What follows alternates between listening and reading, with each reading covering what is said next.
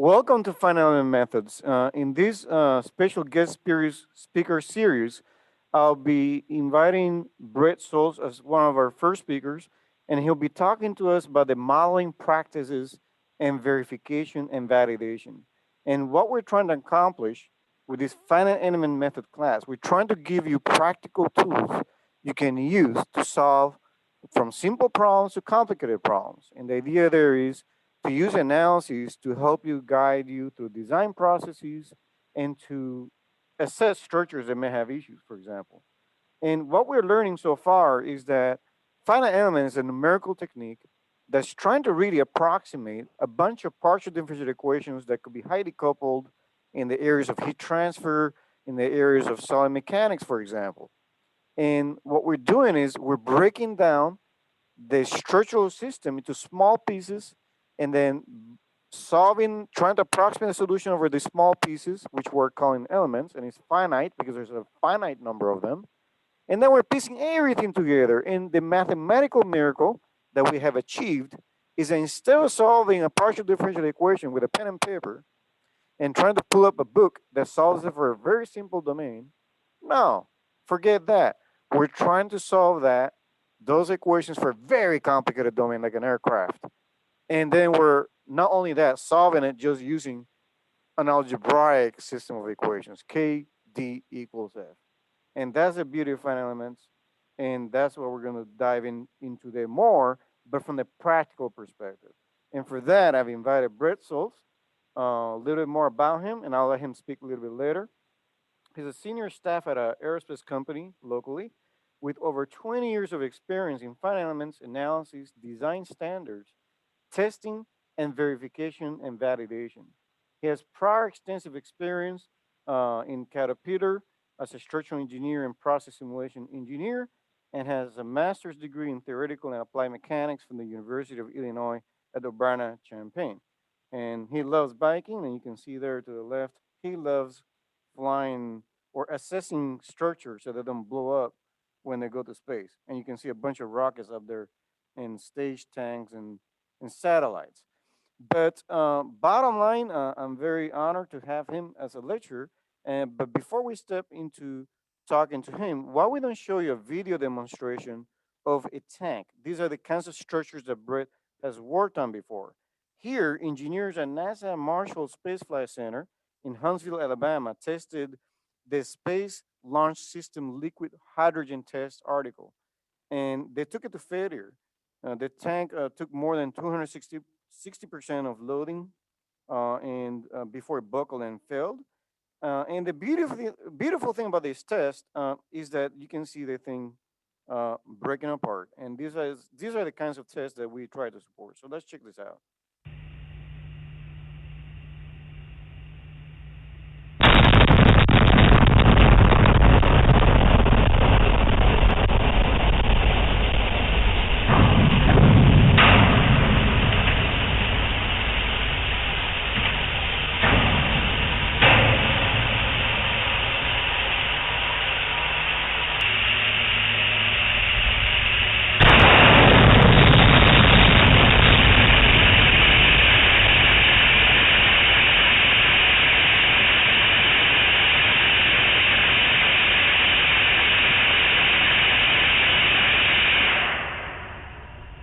Now, what if I told you that I want you to predict the failure of this tank within 10%? What if I told you that?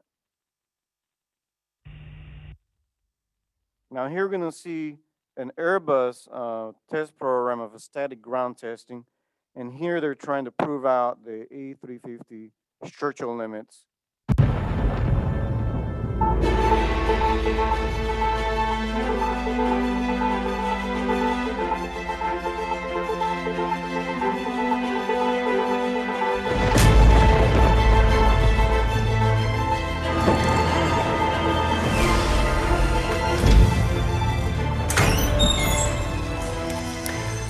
This is the house of the very first A350 aircraft ever built. In fact, this is more a prison since we will torture it a lot of times, in particular before the first flight.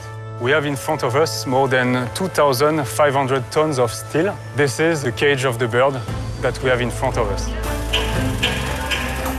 What is planned in this test campaign is to load the specimen mechanically and also to pressurize it. We will go to the extremes to check the structural behavior of the bird.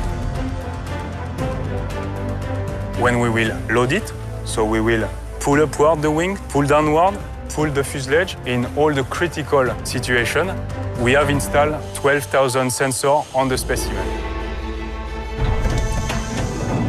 So you can imagine between the offloading position of the wing, when we compensate simply the weight of the bird, and the max level of load, we have more than 5.2 meters displacement. So let's climb into the installation.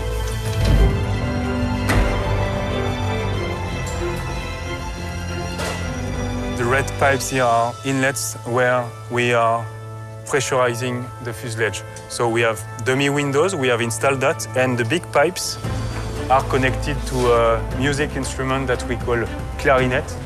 Not to play music really, but just to pressurize and to torture the aircraft.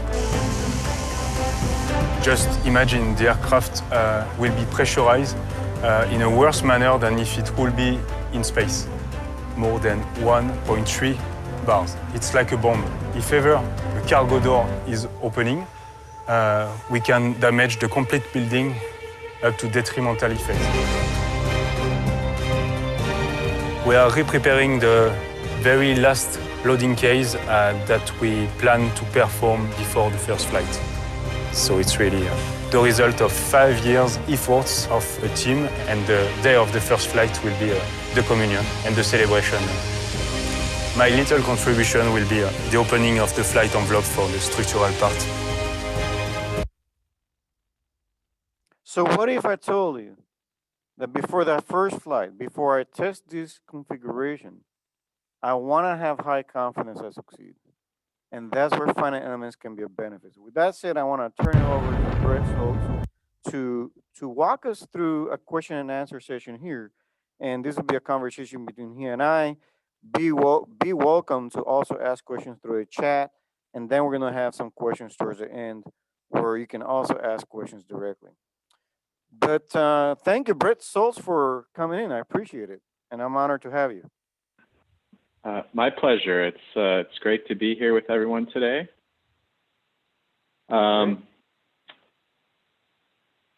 Yeah, so some things that just thought might be useful to talk about. You know, even if half of the things that come up in conversation today are useful, then that is a win or a success as far as I'm concerned, as long as there's something in here that maybe causes some additional thought or gives you some ideas of how you can use finite elements to your advantage, then I will be happy. Kind of just have a few general categories of things just want to talk about today. In the context of finite elements, I thought it'd be useful to talk about some of the questions that are useful to ask oneself during the initial planning and model development process when you're idealizing the structure. There's a lot of interesting questions you can ask yourself that may help set you up for success, or at least save you some headaches downstream. So we'll talk about some of those. There's this question here.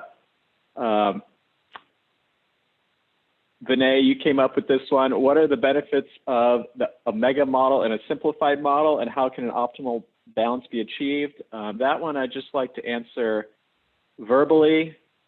And I'll answer that with something a friend of mine shared with me a long time ago when I was working at Caterpillar. He was explaining to me that the benefit of a simplified model is that he could find his errors a whole lot quicker. And,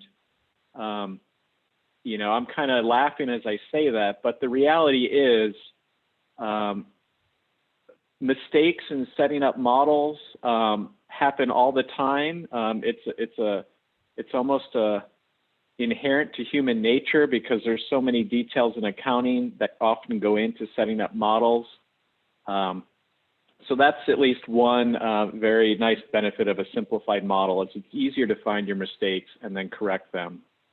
But depending on the systems you're working with, you might want to try to model a much larger structure. And how you go about choosing how much detail and fidelity you want to put in there, you know, you might think, oh, more detail is better, or more information or more elements is better, but that's not always the case, and we'll talk through that.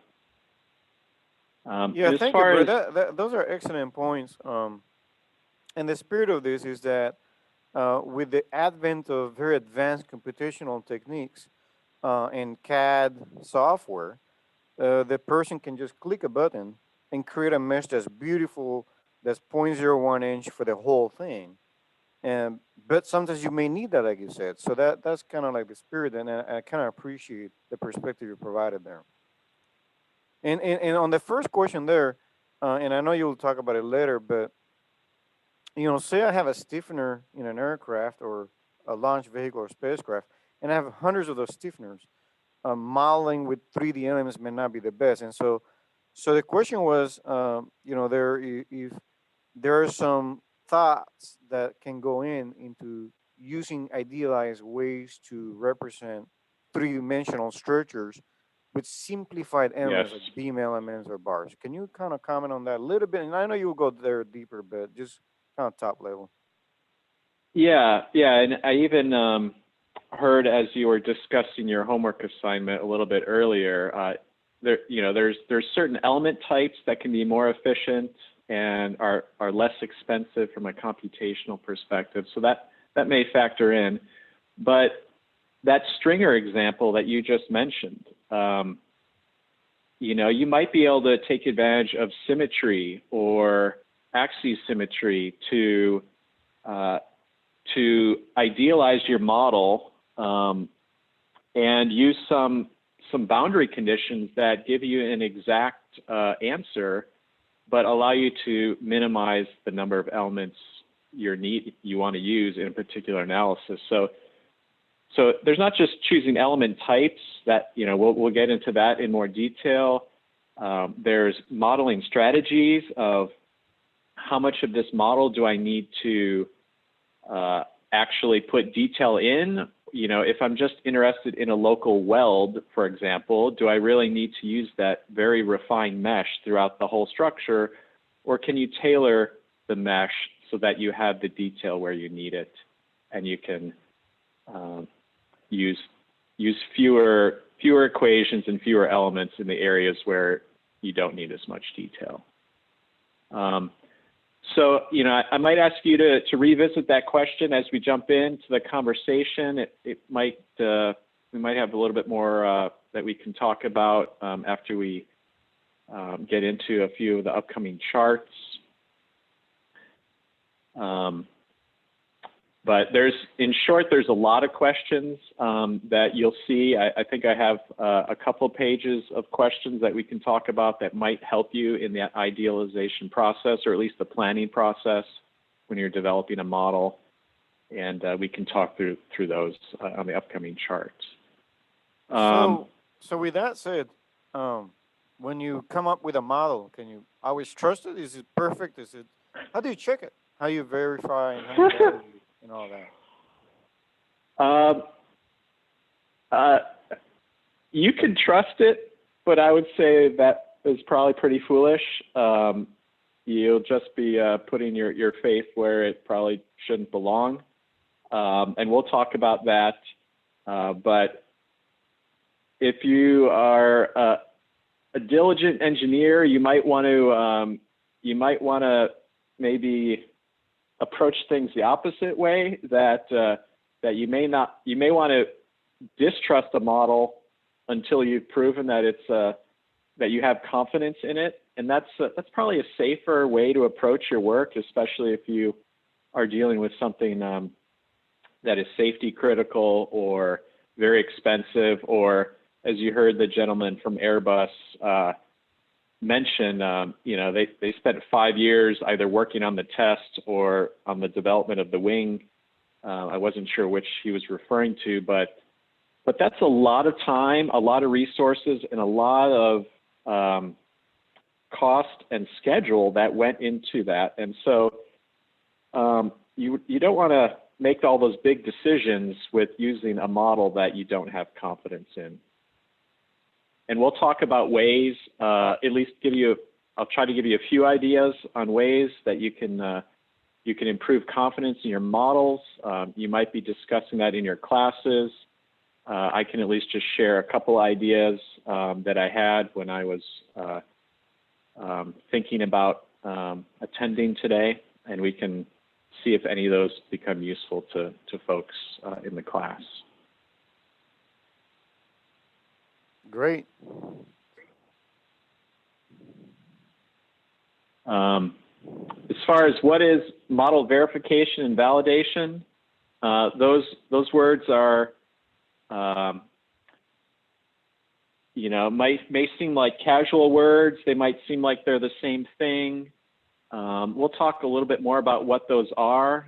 They have kind of a special place in the world of finite elements, and so it's worth developing an appreciation for maybe some of the differences, and it will help you understand a little bit more about where some of the uncertainty in finite element models resides. Vinay, I heard you ask a question earlier about do we think we could predict the failure of that tank within 10%?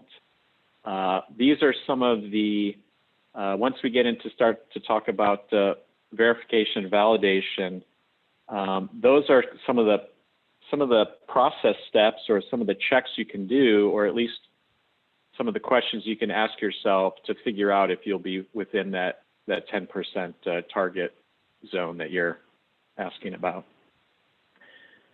And at least for my career, I've spent a lot of time evaluating models, validating them, pushing the limits of the tools and the test programs as much as I can, where I need to achieve the confidence that we need.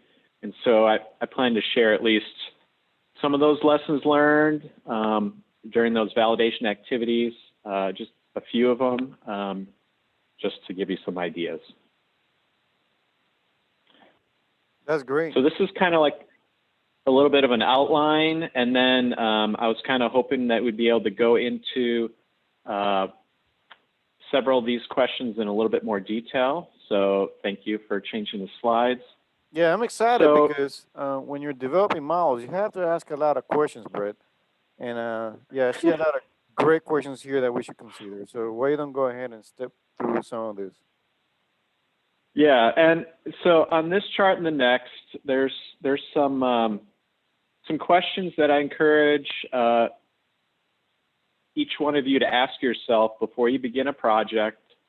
They'll help you get organized. They'll help you gather your thoughts. They'll help you identify efficiencies, and they'll help you figure out what you need to do. So these are some examples. I'll talk through some of them. But basically, ask yourself what you're trying to accomplish. And is your goal of your analysis to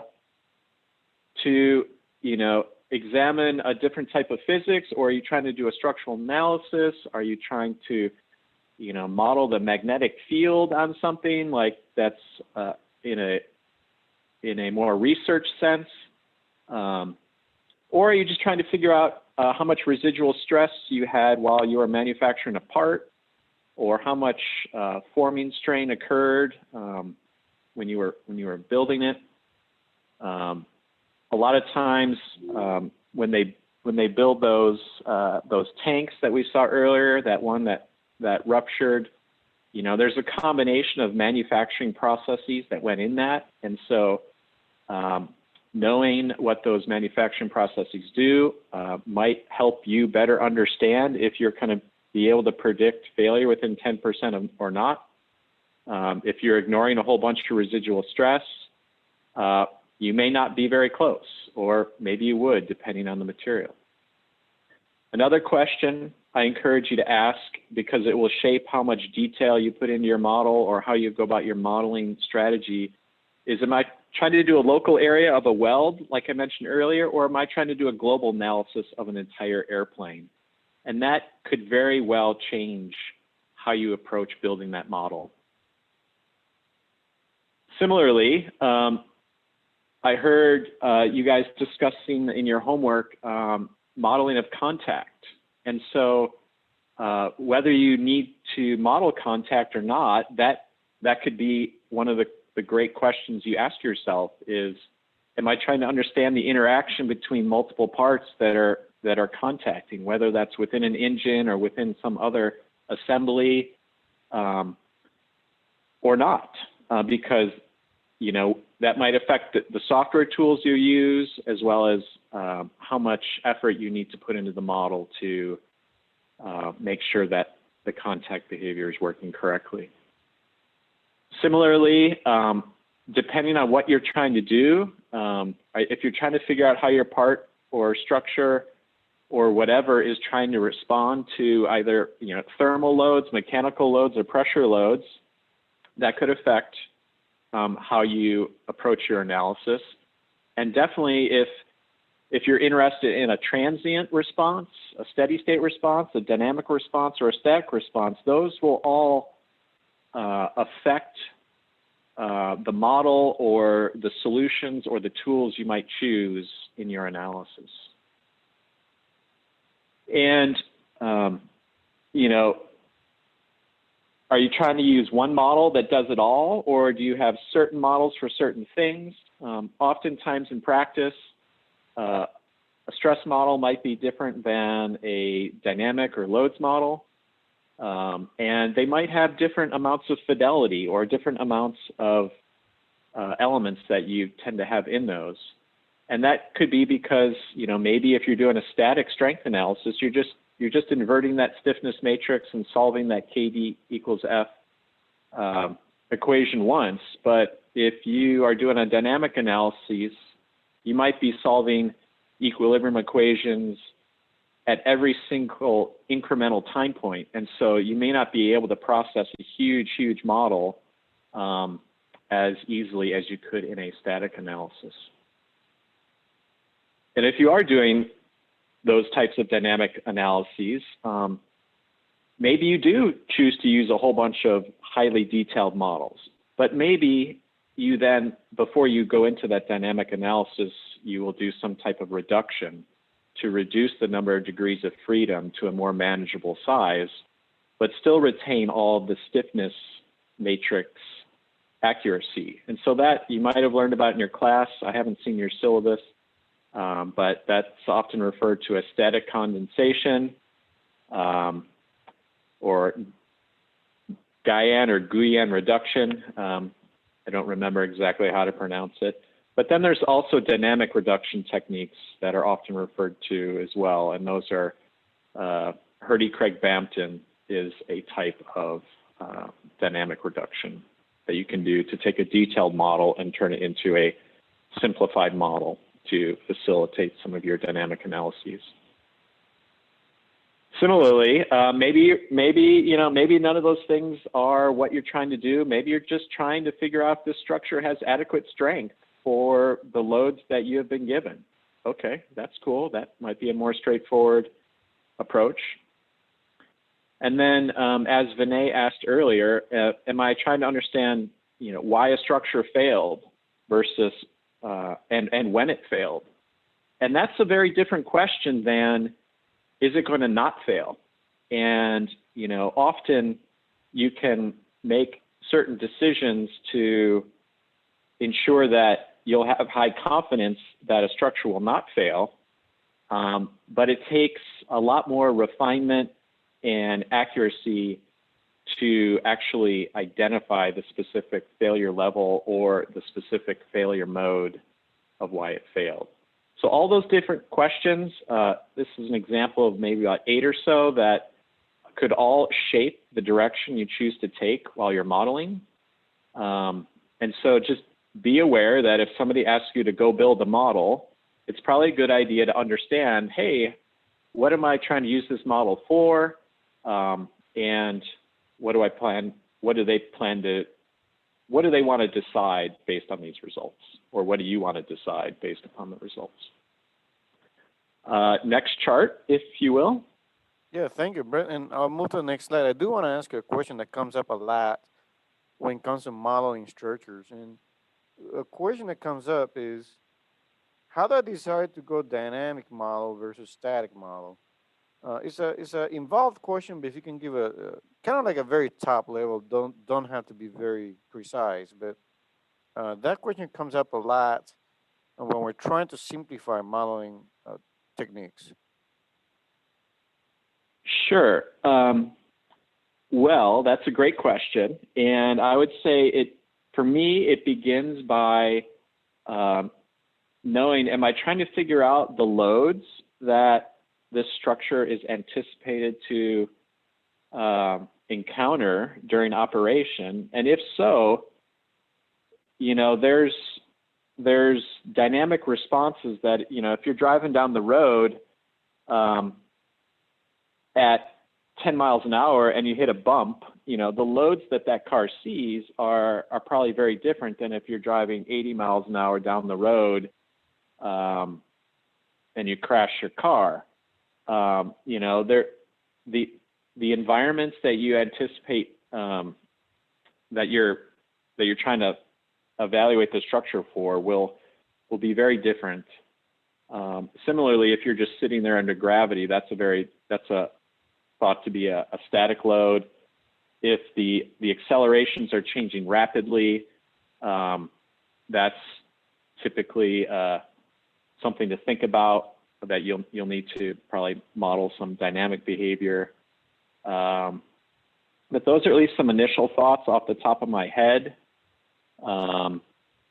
Depends on the loading environment. Cool. So yeah, basically looking at loading environment, how fast the loading is compared to the structural response. Yeah, that makes sense. So yeah, what are the questions to keep asking during model development? Okay. All right. Thank you. All right. So,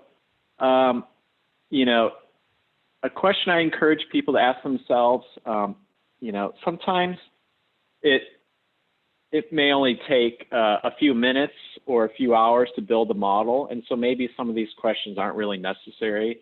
But for longer projects that take longer planning, if it takes weeks or months to build a model, then what can I do up front that's going to make either the model development process easier downstream, or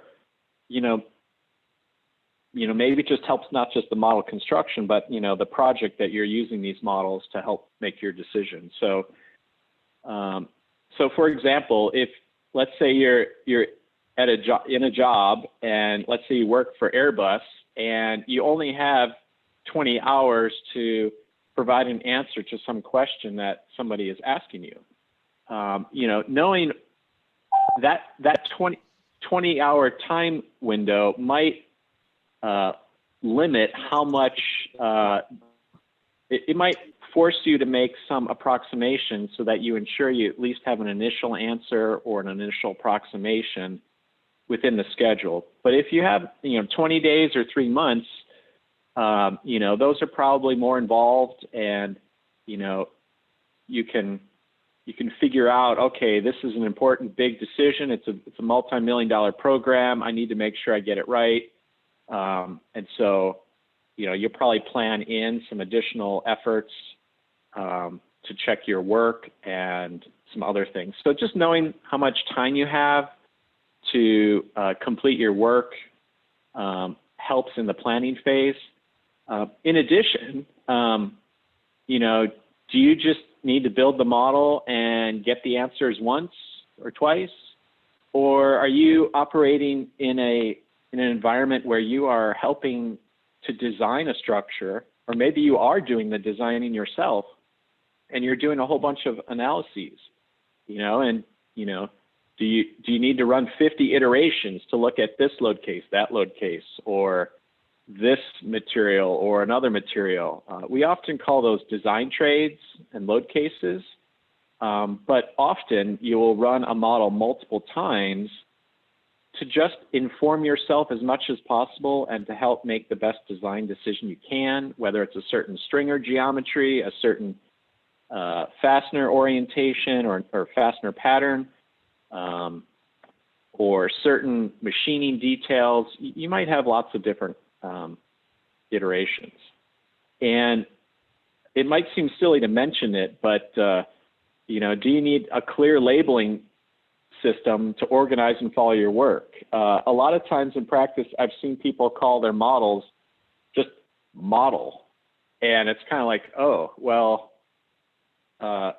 if you work on a whole bunch of projects over your career and you have all the same file name, that's probably going to be hard to manage all those iterations. So, you know, coming up with unique labeling systems that are descriptive enough that you follow your own work.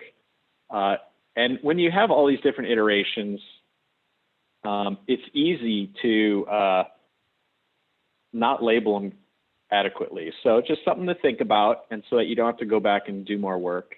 And then as far as other things, you know, I think you guys have probably talked about in your class is about computational resource limits, stuff that I've encountered in my career. There's been some models that have run out of disk space, you know, after like 600 or 800 gigabytes of disk space, they run out. So if, you know, that takes a lot of resources to plan for that. Similarly, when you have big models, maybe your graphics card can't process them or the software, so you just need to be aware of those limits on the software and the hardware. And, you know, when you do have lots of models, you might be able to leverage some of that previous work to make things more efficiently. And I'll just skip down to well, maybe the second to last one here. You know, maybe you just make a decision up front of, do you want to incrementally keep adding detail to your model so that you have an efficient model as you go and you go? And that might be a very practical approach. Just add the detail when you need it. But at the same time, I encourage people to do model checks whenever they run a model. And so if you're going to do a whole bunch of model configurations and a more of an incremental strategy, just plan on doing additional checks to make sure you're actually solving what you want.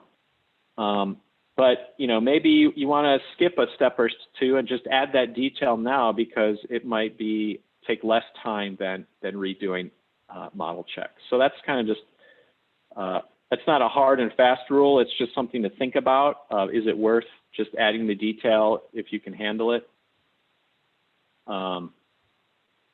And again, the last one on this page, what model check should I do up front to save me time and frustration later? I just put that down here because I've seen some people that have spent weeks trying to troubleshoot a model and figure out why things are doing what they're doing or giving unexpected results that spurs additional studies.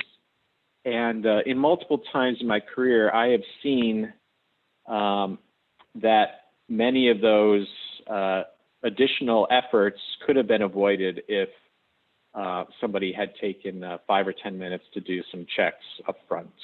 Hey, Brett, to me, that last one is interesting because, it's like watching a basketball game. You're watching the game, it's exciting, and yeah, you're like, yeah, this is awesome. So very similar when you create a model, it's kind of exciting because you see the whole thing meshed, you're running it, you can produce plots, and you're so excited that you forget that you have to check certain things like units, like, okay, which mass units did I use? Are they even right? It's very easy to get excited and start showing results to everybody, is what I've noticed. It is, and you know, doing checks is not very exciting compared to like, oh, what answer am I going to get? You know, I want to I want to put my run in the computer and see what I get. Well, it may not run if you don't do your checks. You might get some error messages saying you didn't set this up properly. Or even worse, you're like, oh, wow, check out this result. That's really interesting. I wasn't expecting that. Isn't that really, and then you start going on. But like, I've seen multiple times where that really interesting and counterintuitive result was just due to a model blunder that somebody didn't realize was in there when they made a change to the model. So it does take some discipline to do some checks, but it will pay off in the long run, in my experience. Next chart. And as far as model checks, that could be a whole discussion of model checks. What are good model checks? But I felt like that'd be a little bit too much for today. As far as types of elements to use when you're modeling a structure, again, these are just some questions. There's some books out there that try to talk about this. It's sometimes talked about in textbooks, but I haven't seen a whole lot of practical textbooks out there that go through all the details. Most of that insight and information is often done at like a company level or a proprietary level, just to guide and train users. But hopefully, if you have a good teacher, you'll learn some of these techniques as well. Hey, so they some have of a good teacher. I do want to mention that some of these concepts, this early in the teaching process, so they haven't encountered some of this stuff. And to my students' delight, my book does go into a lot of this stuff, and so they have access to that. However, I would like to hear your thoughts as to how to think about that modeling idealization process and how to make sure we're not making mistakes in that idealization, because a lot of people try to use simplified models for things that are 3D, for example. Yeah, that is true. I've seen, beam elements being used to model tanks like we saw earlier. And it doesn't take you too long to realize that that beam model is not going to be able to capture those internal pressure stresses and some of the other stresses. And so, you kind of need to understand, is knowing just the axial stress on the structure enough, or do you need to understand the interaction of biaxial and triaxial stresses? So sometimes what comes into play in making those decisions is the aspect ratios of the particular regions of the structure. If something is short and blocky, a beam element may not give you a very good stiffness or stress representation from the model. And similarly, when you do have beams, you kind of need to know, is a Bernoulli-Euler beam element type sufficient such that that one ignores shear deformation effects of the cross section, or is the structure short enough that the shear deformation of the cross section is actually of the same order as some of the other deflections? And if that's the case, you want to make sure you use a beam element that models those shear deformation effects. There's also different types of shell elements that you can choose. And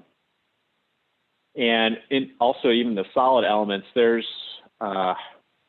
if you're doing some kind of interesting materials, those decisions, you may want to check the element libraries that you're using. I heard there was some discussion of Abacus earlier.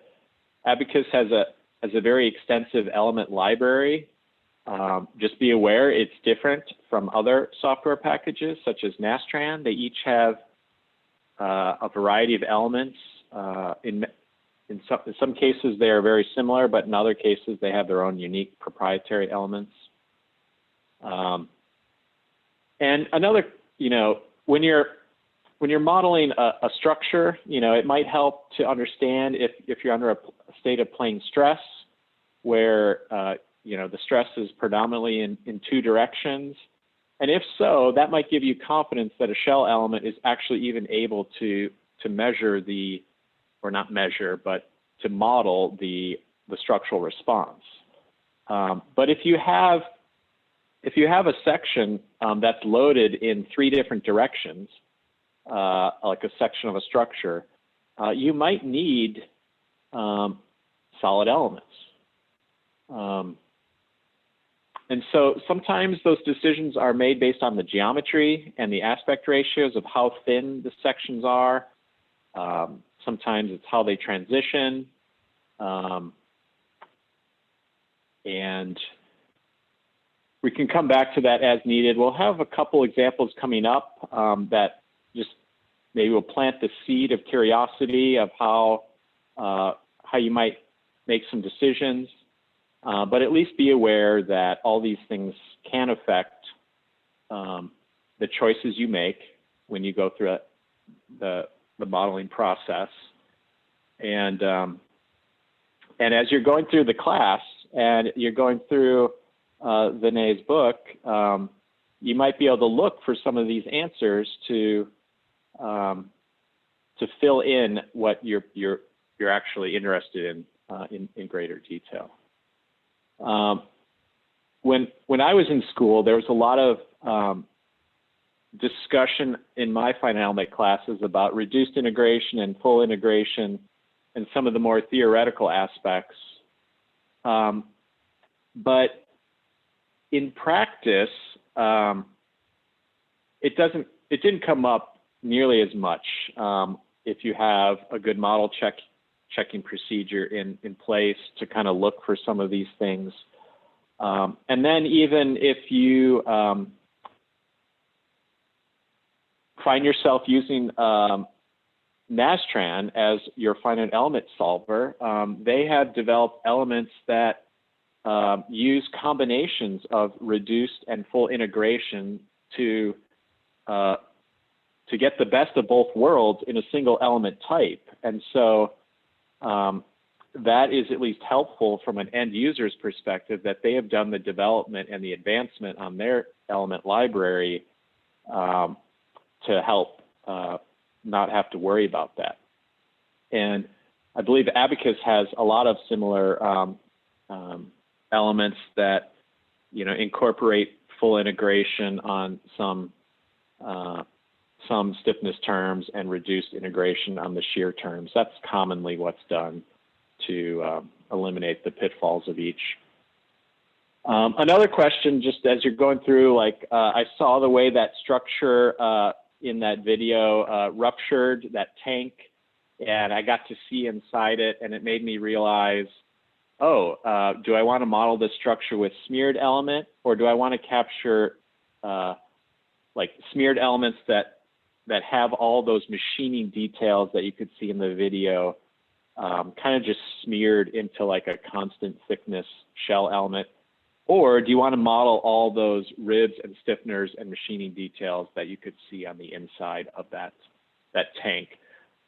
That will affect very much how you choose to model the structure, because those are two very different architectures.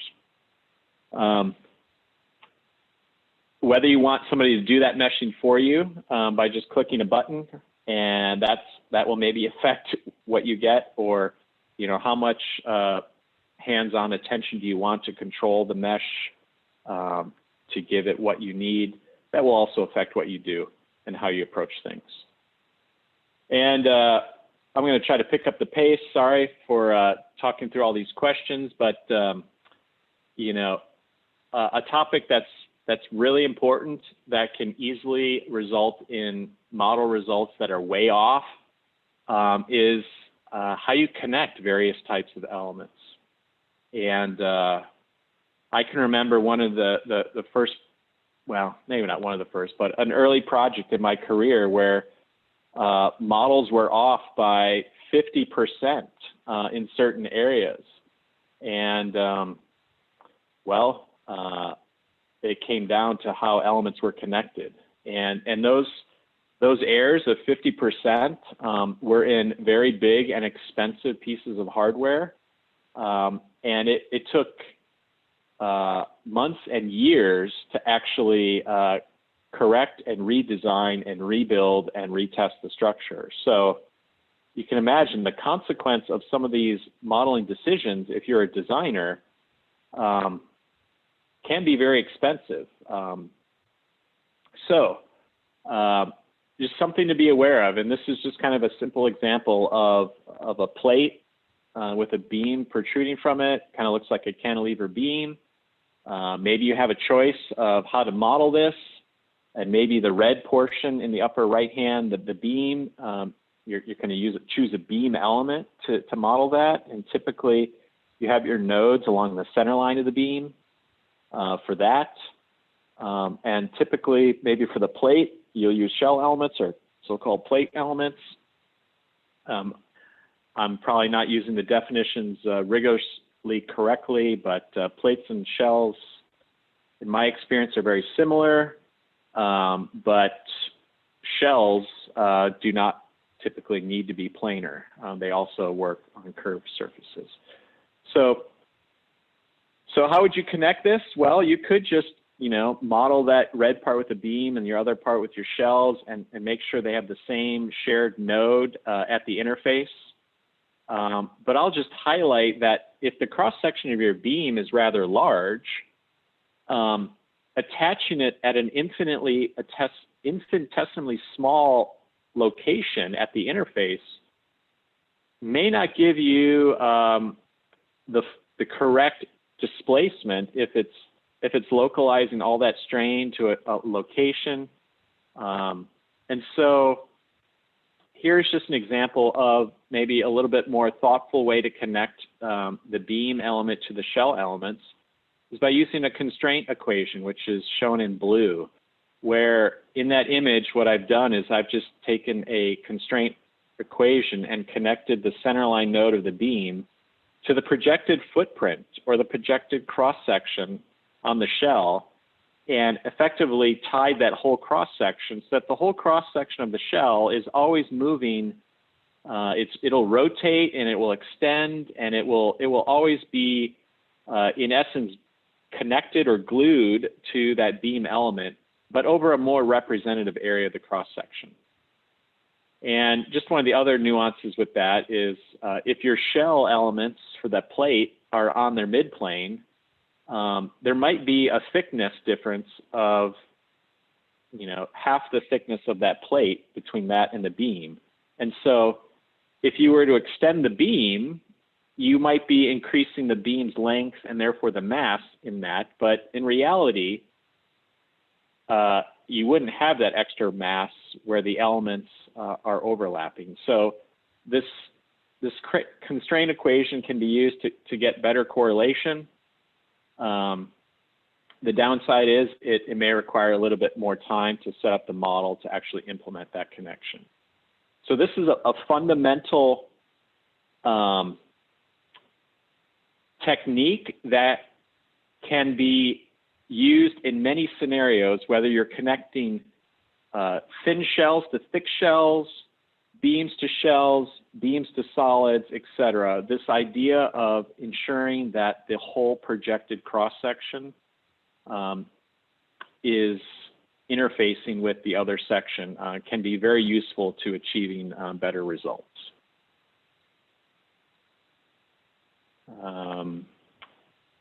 Next chart, unless there's any questions. There is a question, and the question is, what is model fidelity?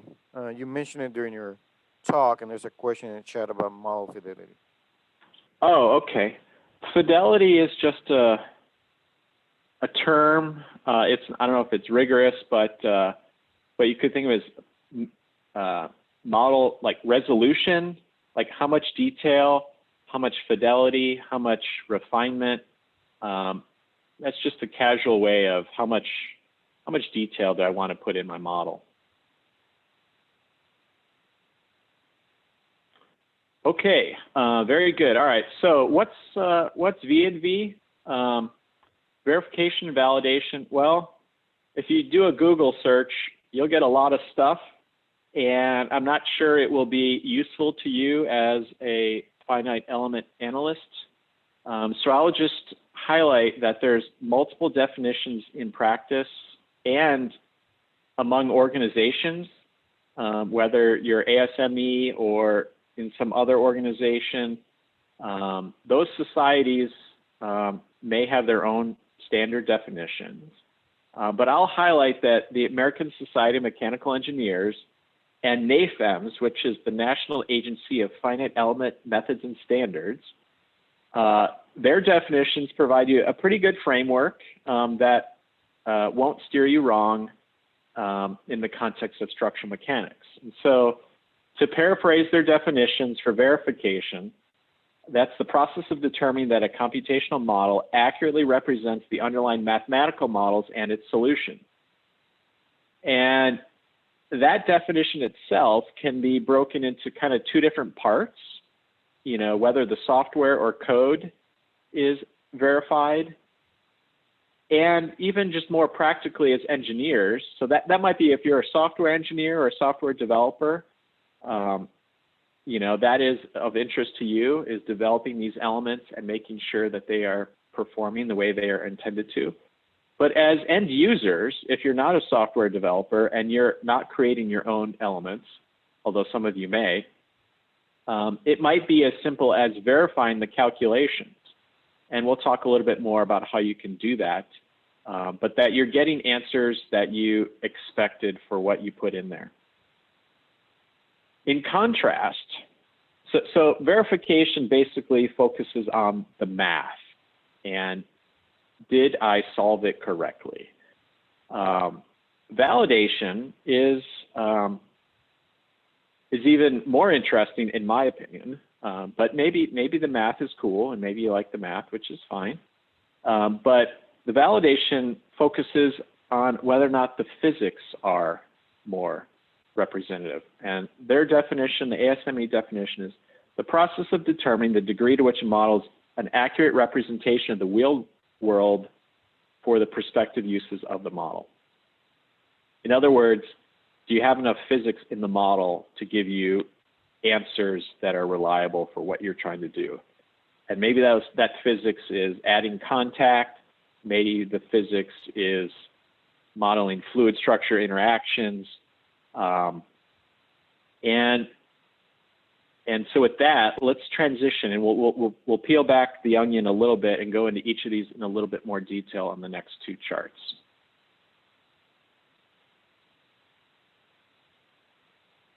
All right, so again, if you've never heard these terms before, just be aware that verification often involves checking the consistency between the numerical solution and a reference solution. So that could be if you've taken a strength of materials class, or you have a Timoshenko handbook, or some other books where you're doing stress analysis by hand, you might be able to find reference solutions that you can use to compare to the numerical solutions that came out of, you know, modeling your structure with beams or shells or whatever, because there was a lot of other reference solutions out there prior to the advent of computers. So that's one way. One way you can help verify your solution is to do hand checks with either spreadsheet analyses using other solutions, and that also takes diligence. It's easy to skip that part, but it can lead to a much higher confidence model, and it allows you to incrementally build confidence in what you're doing before you add more and more physics.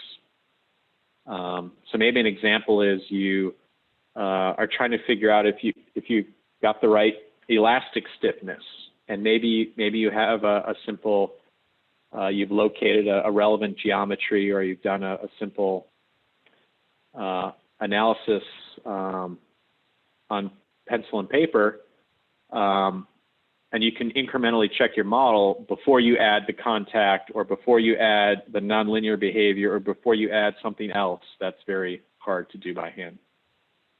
And so that's an example of kind of incrementally building confidence in the model as you go.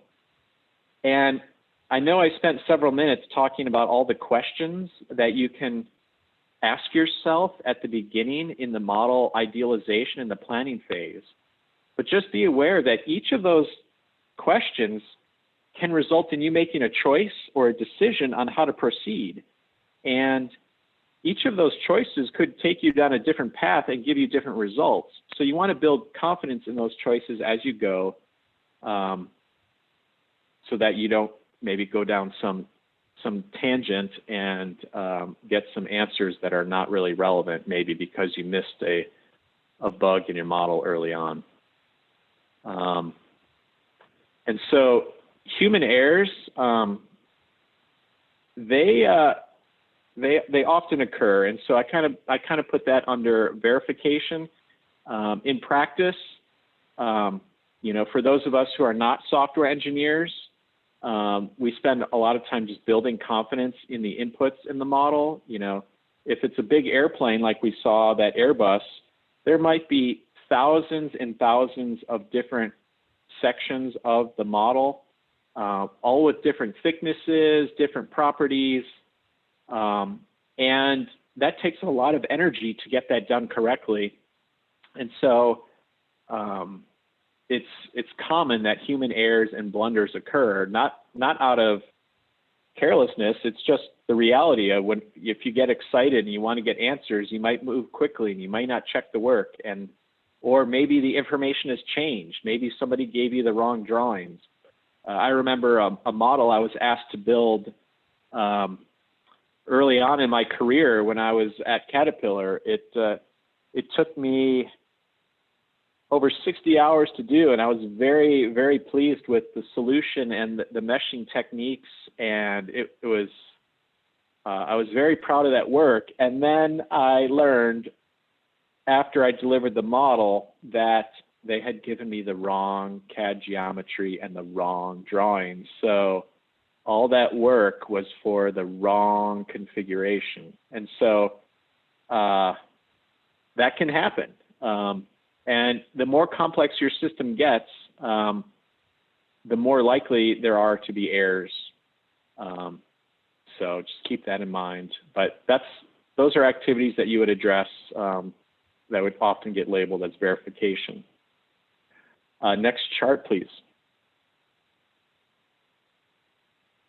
Validation, in contrast, often involves testing and experiments to measure your quantities of interest and to figure out if you have sufficient performance or sufficient physics. And so, you can measure displacement, strains, frequencies, mode shapes, failure modes, failure mechanisms, load capability under static loading, life capability under cyclic loading, capability in the presence of material flaws. These are all different things that you can measure and evaluate, and then compare to your models to figure out if your model is performing adequately for what you're trying to do with it. As far as accuracy, I'm a big fan of using techniques that will give you high confidence and high accuracy, but be aware there's a time and a place for accuracy. If it takes you so much more time to build all that in, you may run out of time and you might miss the deadline, and so you just have to be aware of that. So you may just need to figure out, maybe your answer is this thing going to fail? And maybe you just need an answer that you have high confidence in, but maybe it's made some approximations to give you high confidence that you're going to envelope the real behavior. So you might be able to do a bounding analysis, and it may not be exactly accurate, but it at least is on the side of accuracy that you're on the safe side. So just keep in mind that finite element analysis is often used to inform engineering decisions. Keep that in mind before you make the commitment to achieve super high accuracy.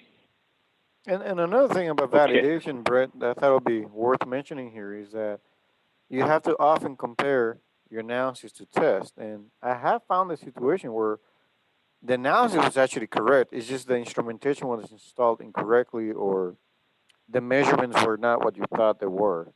So the analysis was okay, Yes. but it was more like the misinterpretation of the test setup and things like that. So something else to consider there, that it's not our analysis that's wrong. Sometimes can be the way you collect the data and look at it.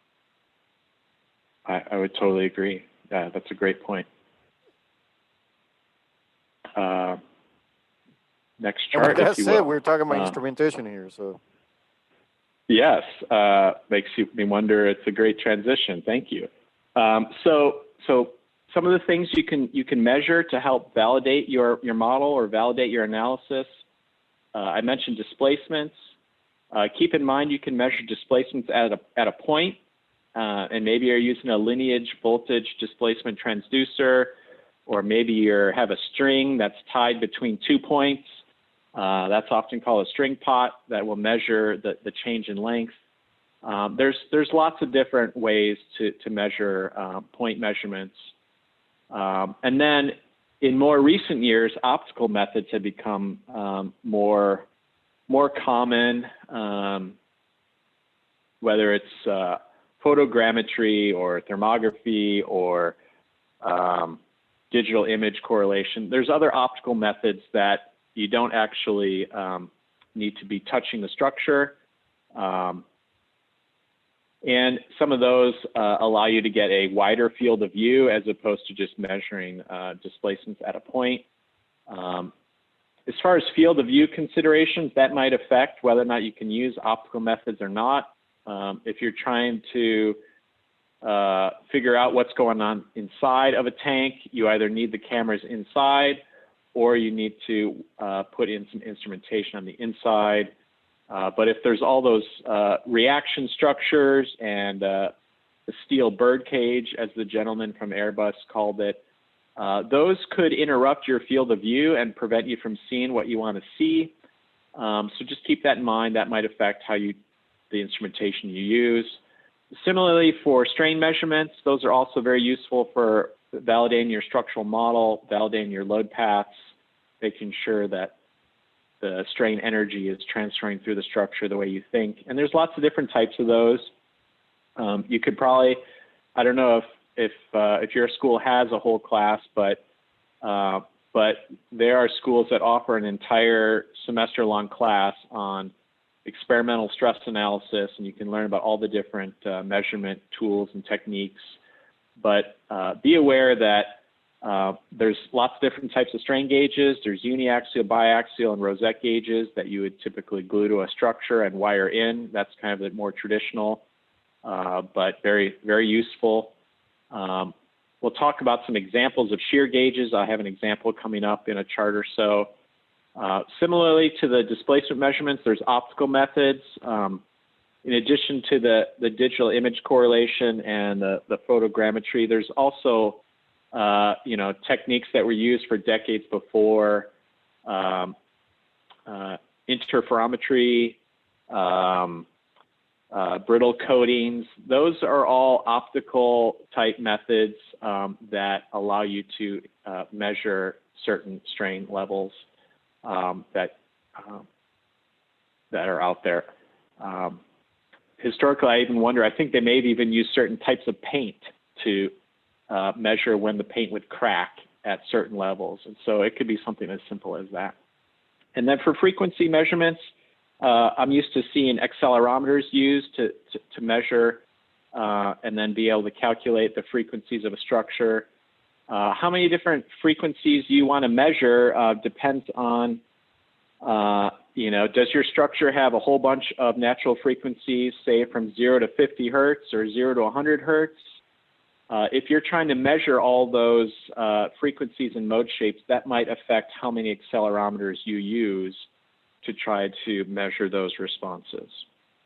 But these are all instrumentation that you can use to help make measurements that you can then compare to your models and build confidence in your models. And often you're doing that because you're trying to use the model in an application that you've not yet tested.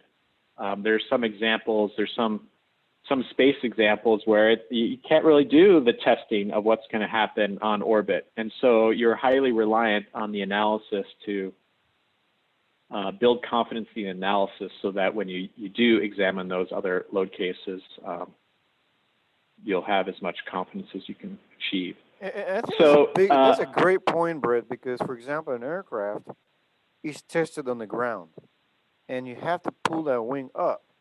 But there's other loading occurring on the aircraft as it's flying, and you cannot replicate all the exact same loads on the ground as it occurs in flight.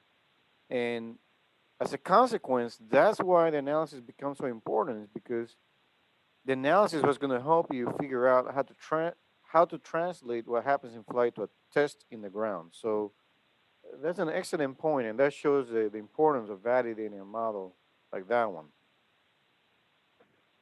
That's right. And even in fundamental terms, you might have different boundary conditions on the ground.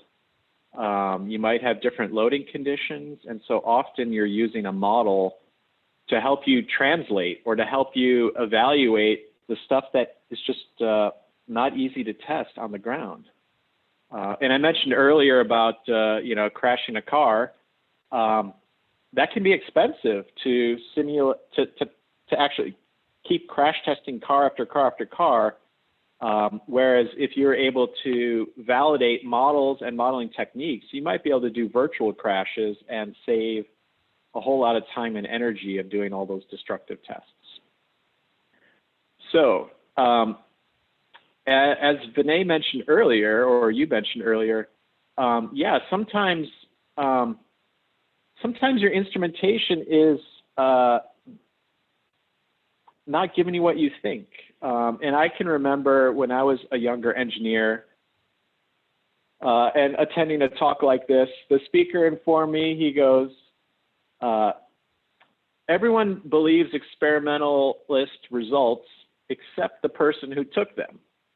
And then similarly, nobody believes analysis results except the person doing the analysis. And so there's this kind of dual-edged skepticism to just be aware of. But the reality is, if you want to be successful in using these finite element models, you kind of need to be aware of both. And so before you assume the test measurements are made of gold or they are the truth values, figure out how repeatable those test measurements are and how sensitive they are to certain techniques, or not techniques, but whether it's position or environments or whatever.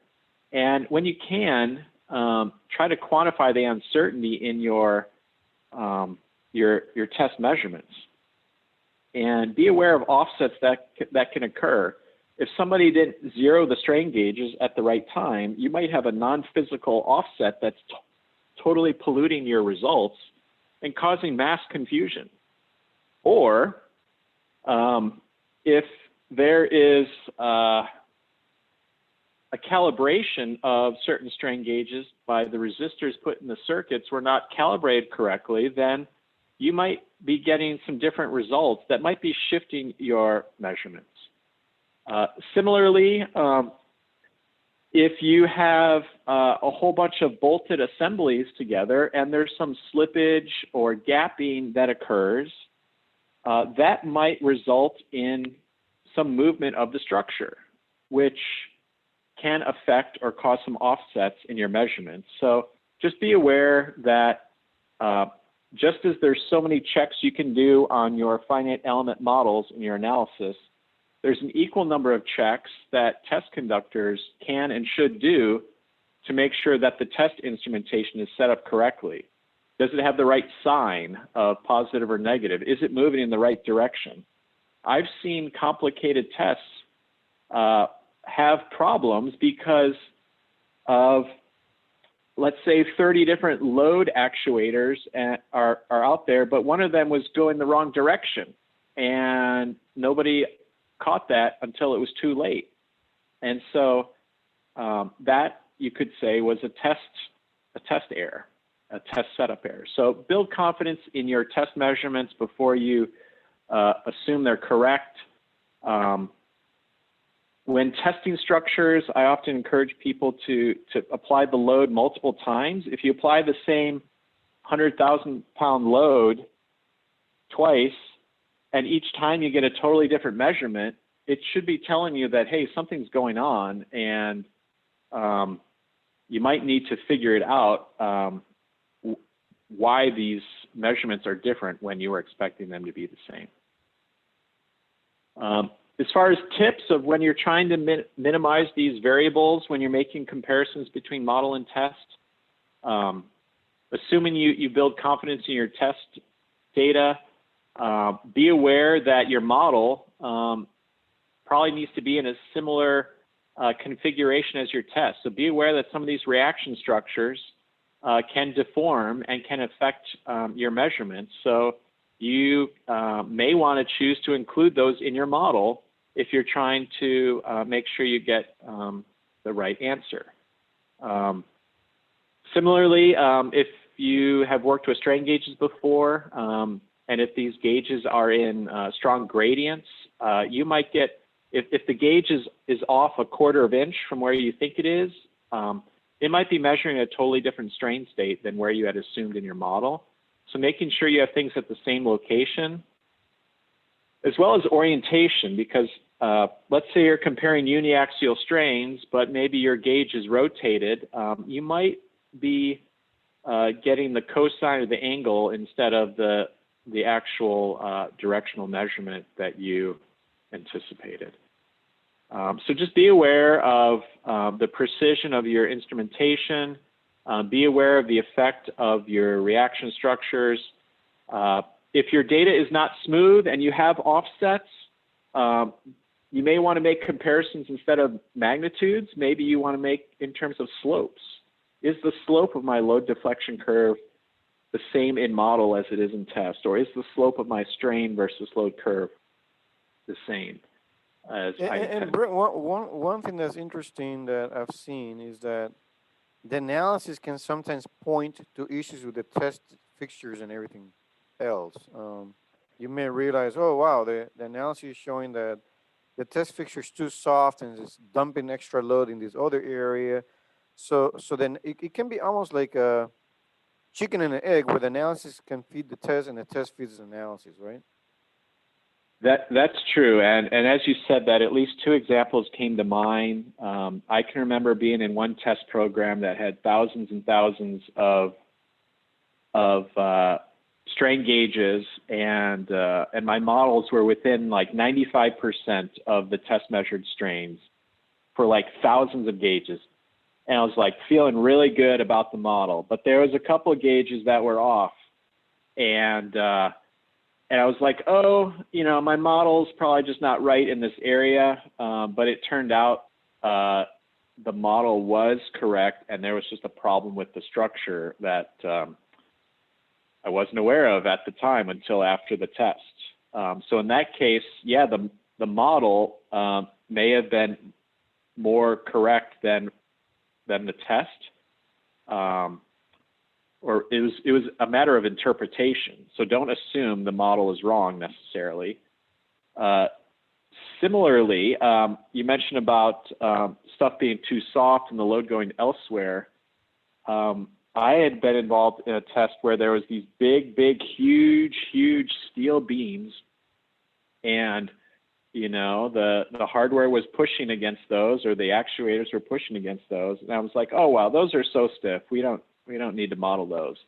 Well, then I realized that the building was moving more than the actual hardware was that we were working on. And so it was a case where the flexibility of that reaction structure did very much affect the perceived measurements. So I agree with your comment, and unfortunately, I have the hard lesson to remember. Well, the most important lesson is not to forget the lesson learned. So I'm pretty sure you're keeping that in mind. Yep, there you go.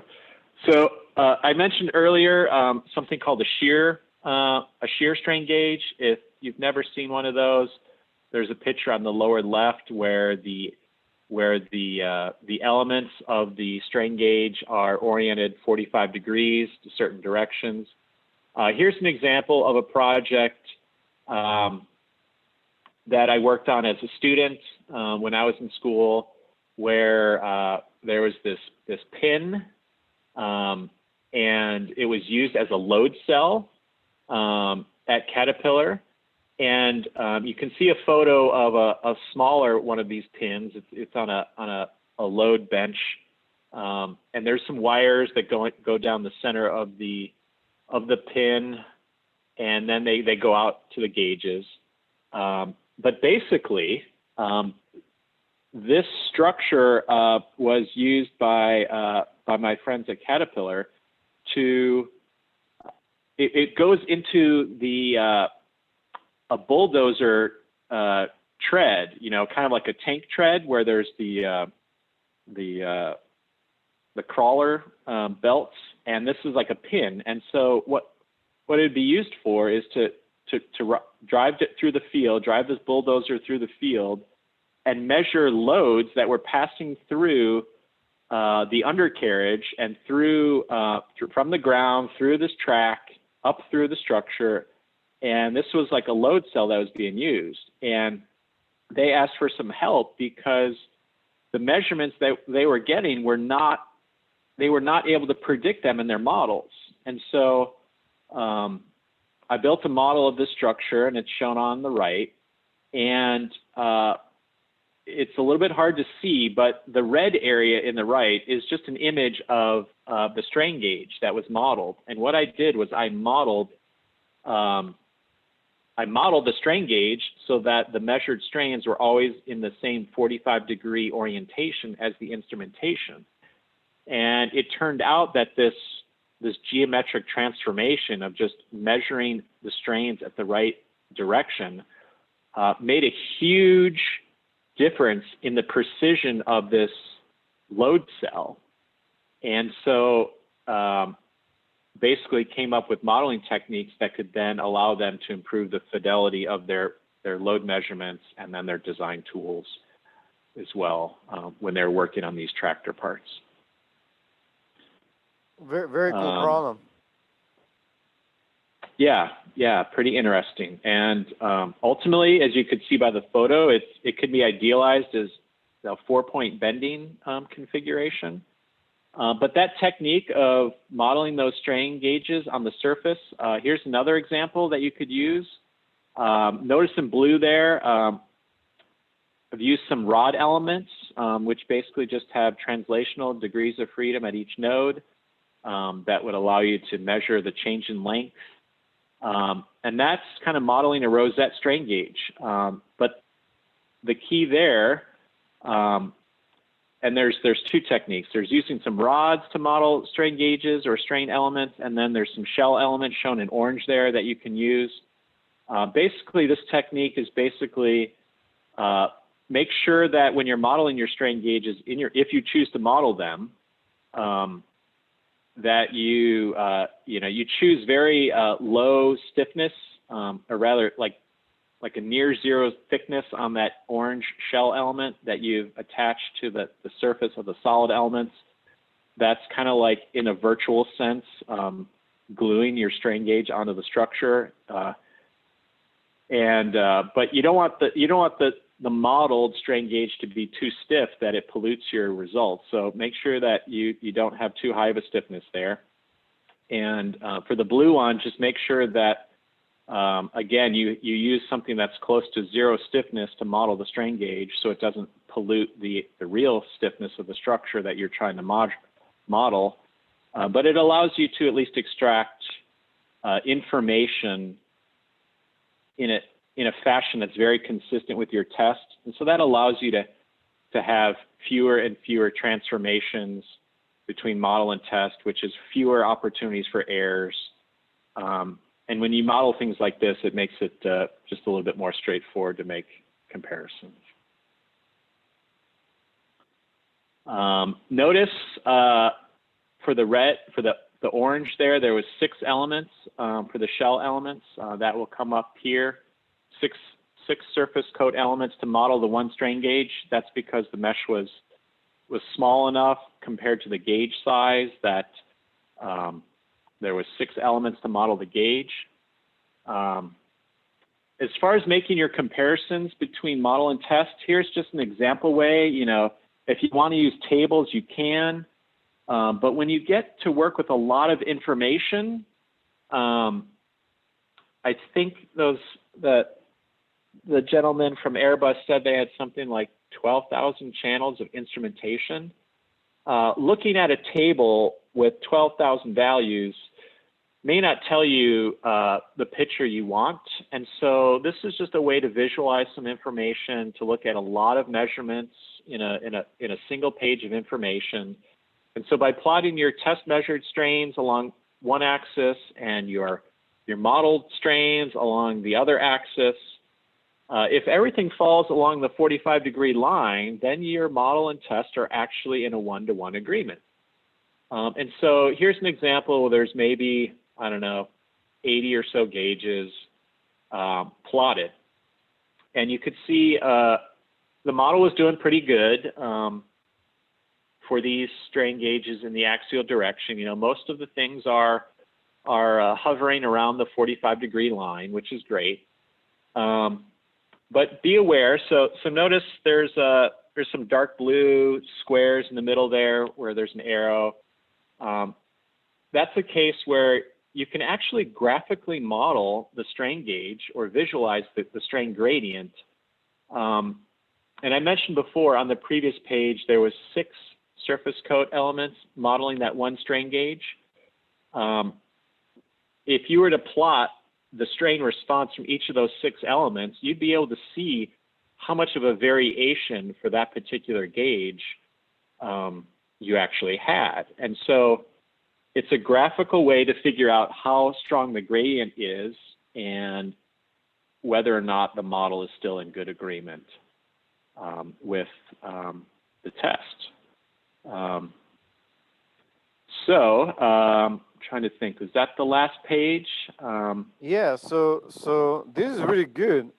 This is the last slide, and it is a great presentation.